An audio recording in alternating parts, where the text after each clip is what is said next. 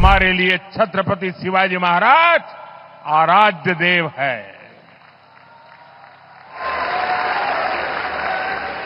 मैं आज सर झुका करके मेरे आराध्य देव छत्रपति शिवाजी महाराज की उनके चरणों में मस्तक रख के माफी मांगता हूं। शिवाजी महाराज की मूर्ति बनाई गई और मैंने अखबार में पढ़ा कि प्रधानमंत्री ने कहा मैं शिवाजी महाराज से माफी मांगता हूं। मैं ये समझना चाहता हूं प्रधानमंत्री जी ने किस कारण माफी मांगी। पिछले दिनों सिंधुदुर्ग में जो हुआ, मेरे लिए, मेरे सभी साथियों के लिए छत्रपति शिवाजी महाराज ये सिर्फ नाम नहीं है। हमारे लिए छत्रपति शिवाजी महाराज ये सिर्फ राजा महाराजा राजपुरुष मात्र नहीं है। हमारे लिए छत्रपति शिवाजी महाराज आराध्य देव है।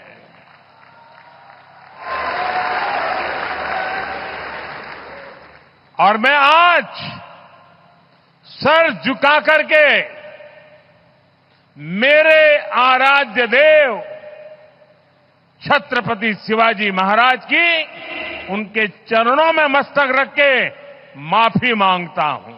यहां कुछ ही दिन पहले शिवाजी महाराज की मूर्ति बनाई गई और मैंने अखबार में पढ़ा कि प्रधानमंत्री ने कहा मैं शिवाजी महाराज से माफी मांगता हूं। अब मैं ये समझना चाहता हूं प्रधानमंत्री जी ने किस कारण माफी मांगी। अलग अलग कारण हो सकते हैं। पहला कारण हो सकता है कि ये जो मूर्ति थी इसका कॉन्ट्रैक्ट आरएसएस के एक व्यक्ति को दी गई। पहला कारण यह हो सकता है। शायद प्रधानमंत्री जी कह रहे हैं कि नहीं, मैंने गलती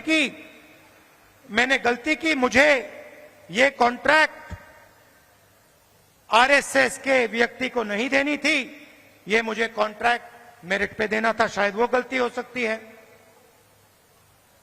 दूसरी गलती हो सकती है कि मूर्ति के बनने में भ्रष्टाचार हुआ, चोरी हुई।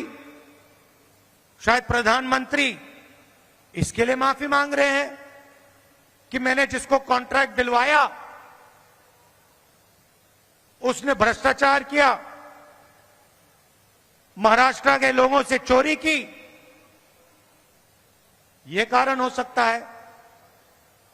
तीसरा कारण हो सकता है कि आपने शिवाजी महाराज की मूर्ति बनाई, उनकी याद में आपने मूर्ति बनाई और आपने इतना भी ध्यान नहीं दिया कि वो मूर्ति खड़ी रहे।